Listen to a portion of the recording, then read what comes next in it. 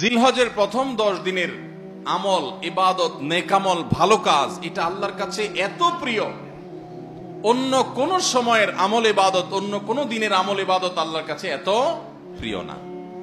বান্দা এই 10 দিনে নেকামল করলে আল্লাহ তাআলা যত খুশি হন, অন্য কোন সময়ের নেকামলে আল্লাহ তাআলা এত সন্তুষ্ট হন না। জিজ্ঞাসা করা হলো, কিলা ওয়ালাল জিহাদ ইয়া রাসূলুল্লাহ।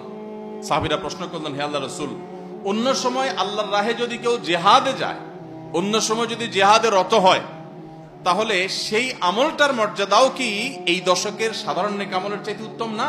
ওটা তো জিহাদ, জীবন বাজি রাখা। এই সময়ের সাধারণ নেকামলের চাইতে অন্য সময়ের জিহাদটাও কি উত্তম না?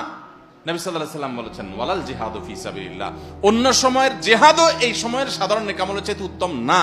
ইল্লা, তবে অন্য সময়ের জিহাদ যদি কেউ এই পর্যায়ে করে যে তিনি তার জান মাল সবকিছু নিয়ে জিহাদে গেছেন, কিন্তু কিছু নিয়েই ফিরে আসতে পারেন না, সব আল্লাহর রাহে কোরবানি করে দিয়েছেন, এই লোকের কথা ভিন্ন, তার মর্যাদা সবকিছুর উপরে।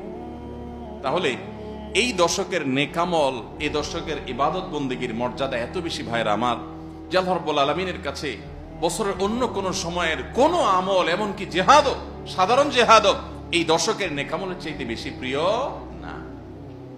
এই হাদিস থেকে, বুখারীর এই হাদিস থেকে আমরা কি বুঝলাম? যে এই দশক আল্লাহ সুবহানাহু ওয়া তাআলার কাছে ইবাদতের দশক, নেকামলের দশক, মর্যাদার দশক, ফজিলতের দশক। আল্লাহ রাব্বুল আলামিন এই দশকের কদর করার তৌফিক আমাদের সবাইকে দান করুন।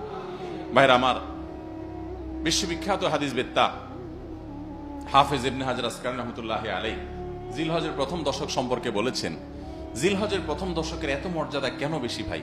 কারণ সমস্ত ইবাদাতের সমাহার এই দশকের মধ্যে আছে। ইসলামের যে মৌলিক ইবাদতগুলো আছে, প্রায় সব মেইন সব ইবাদতগুলোর সমাহার এই দশকে আপনি খুঁজে পাবেন। এমনকি রমজানেও পাবেন না সব, এই দশকে সবগুলোর সমাহার পাবেন। কিভাবে?